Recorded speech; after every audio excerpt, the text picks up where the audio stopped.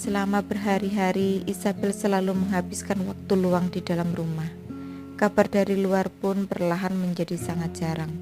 Setelah dipaksa mengikuti perjodohan selama 2 minggu oleh Ravindra, hingga pada akhirnya dia sungguh muntah. Dia pun berlutut di hadapan Arnold yang terus mengawasinya berkencan.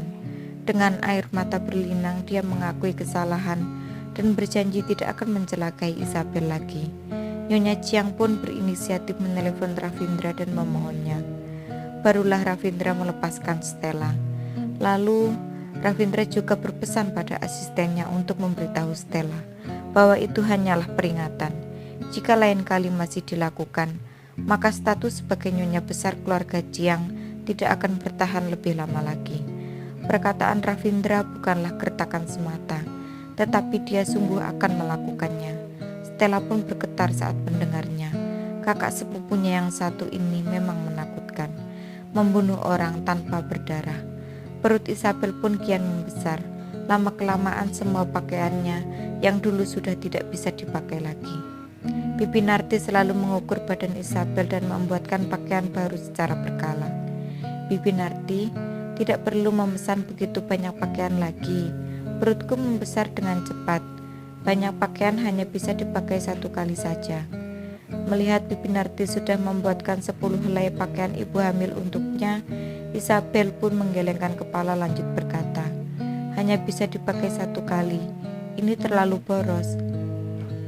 Bibi Narti menjawab sambil tersenyum, Nyonya muda begitu kaya, sekalipun tidak hamil, pakaianmu hanya dipakai 1-2 kali.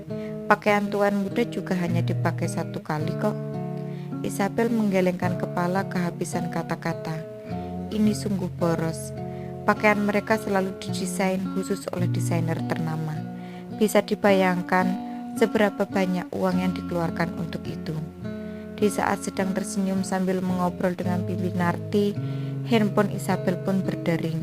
Wawat segera mengantarkan handphonenya. Terlihat nama Dewi di layar handphone. Sejak pulang ini, Isabel sangat jarang menerima telepon dari Dewi. Maka saat melihat telepon itu, dia pun langsung mengangkatnya. Telepon tersambung. Terdengar suara teriakan yang gembira dari ujung telepon. Isa, aku hamil. Apa? Hamil? Isabel sungguh tercengang. Ibu hamil? Isabel langsung berdiri dari duduknya. Setelah melamun beberapa saat, baru berkata, Ibu, jangan kagetkan aku. Ibu sudah berusia 40-an. Dewi hanya senang hingga hampir gila. Lanjut berkata, aku juga mengira salah melihatnya. Tetapi aku sudah bertanya beberapa kali pada dokter. Dia juga mengatakan aku hamil. Sudah 2 bulan. Isa, akhirnya aku menjadi ibu. Isabel terdiam beberapa saat. Air mata bahagia pun mengalir keluar. Ibu, selamat ya, akhirnya kamu sempurna. Sekarang juga aku ke sana. Tunggu aku. Isabel menutup telepon itu, langsung berkata kepada Wawat, cepat siapkan koper untukku. Aku akan kembali ke kampung halaman. Oh iya, ingat beritahu Ravindra bahwa ibu hamil. Aku perlu membawa banyak vitamin kulang bersamaku.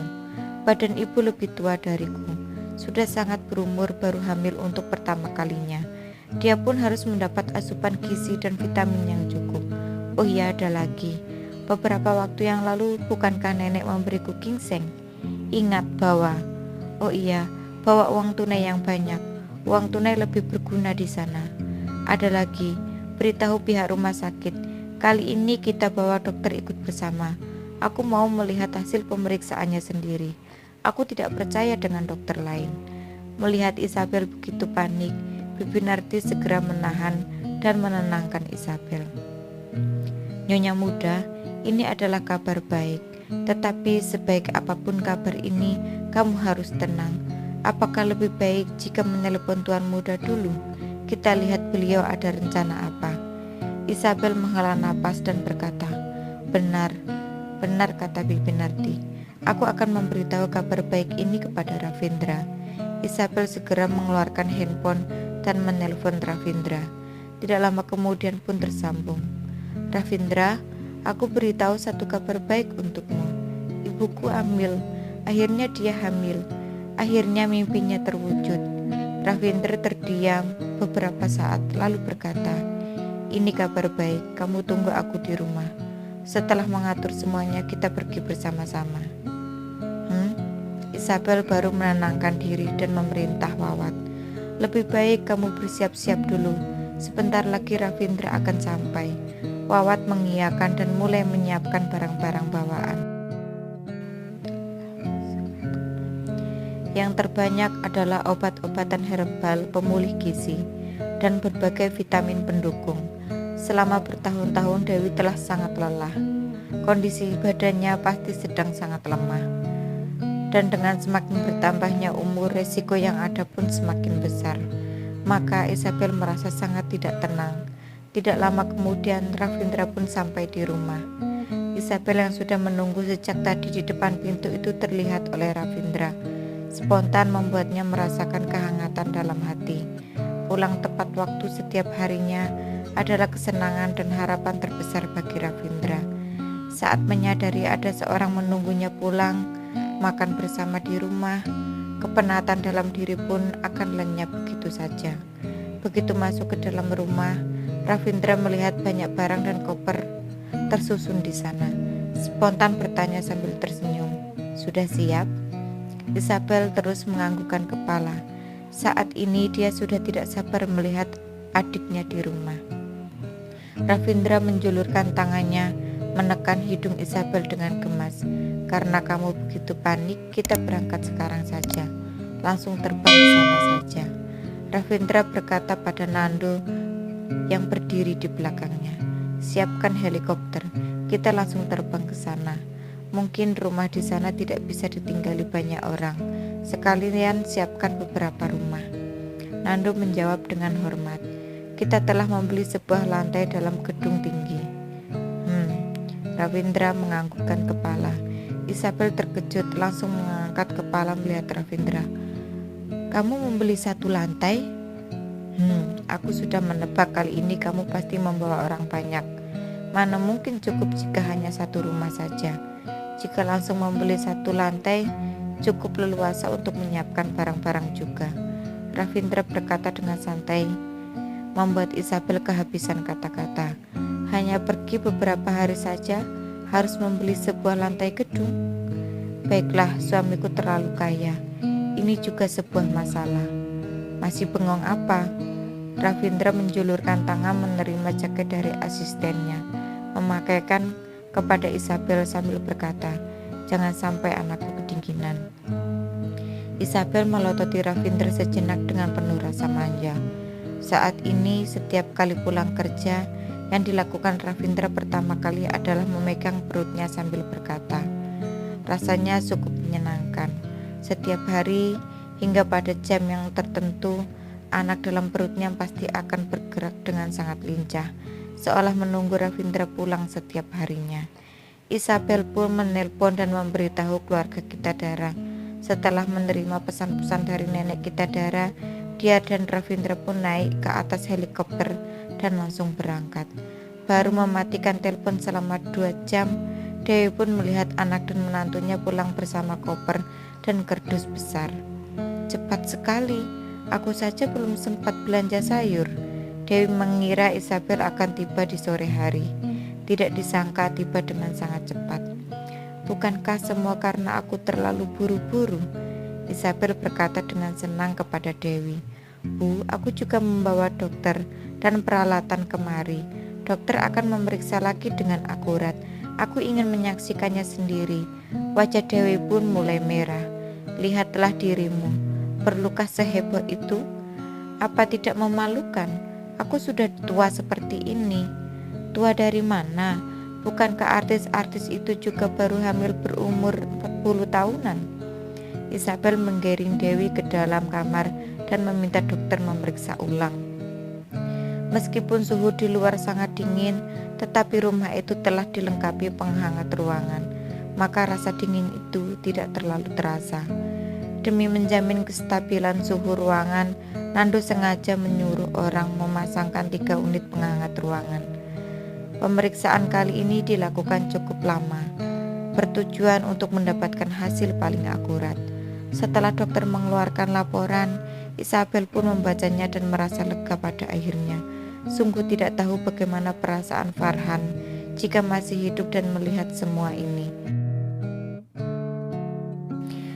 Ravindra seolah dapat membaca isi hati Isabel, spontan tersenyum dan berkata, "Manfaatkan kesempatan ini untuk membalas rasa benci juga boleh kok. Bukankah masih ada orang lain di rumah keluarga Kosasi?" Isabel menggelengkan kepala dan berkata, "Sudahlah, orangnya sudah tidak ada. Untuk apa masih dilakukan? Aku hanya ingin anak ini lahir dengan selamat." Saat ini dokter yang berdiri di samping seolah ingin melakukan sesuatu, tapi diurungkan. Ravindra menyadarinya, melirik berkata, "Apalagi yang ingin kamu katakan?" "Direktur, Nyonya Muda, meskipun ibu ini memang hamil, tetapi kerusakan pada tubuh selama bertahun-tahun memberikan pengaruh buruk. Anak ini tidak cukup normal." Dokter berpikir sejenak, lalu berkata, "Dan kondisi kesehatan ibu hamil juga tidak baik. Aku baru saja menanyakan golongan darah ibu hamil dan ayah dari anak ini. Satunya AB, satunya O." Isabel mulai tidak tenang. Lalu, kemungkinan besar akan terjadi kelainan hemolitik. Dokter mengerutkan kening dan lanjut berkata, "Dan sesuai dengan hasil pemeriksaan sementara, kemungkinan ini sangat besar." Wajah Isabel mulai pucat, badannya goyah dan langsung bersandar pada Ravindra. Ravindra pun langsung memeluknya. Terus menenangkan Isabel berkata pada dokter, "Selesaikan perkataanmu." Menerima gertakan mematikan dari Ravindra, badan dokter itu pun bergetar dan segera lanjut berkata, "Alat kita adalah alat tercanggih di seluruh dunia. Kemampuan analisa datanya tidak perlu diragukan lagi. Sesuai dengan perkiraanku, kemungkinan 80% akan terjadi kelainan hemolitik. Beritahu aku akibatnya. Apa akibat terburuknya?" Suara Isabel terdengar serak dan bergetar. Kesenangan dia dalam sehari hilang dalam sekejap. Bagaimanapun dia tidak akan percaya kabar baik yang menggembirakan malah menjadi sebuah mimpi buruk, akan menyebabkan kematian. Dokter langsung mengatakan dengan tegas, meskipun bisa diatasi dengan obat, tetapi kondisi kesehatan ibu hamil terlalu lemah. Ditambah dengan usianya yang tidak muda lagi, kemungkinan bisa menanggung tekanan akan sangat kecil. "Apa yang kamu katakan?" Isabel menjulurkan tangan menarik lengan dokter, terus menatapnya dengan kaget dan berkata, "Bagaimana bisa? Bagaimana bisa seperti itu? Tidak boleh. Ibu sudah berusaha payah menemukan kebahagiaannya. Bagaimana boleh mati? Tidak boleh."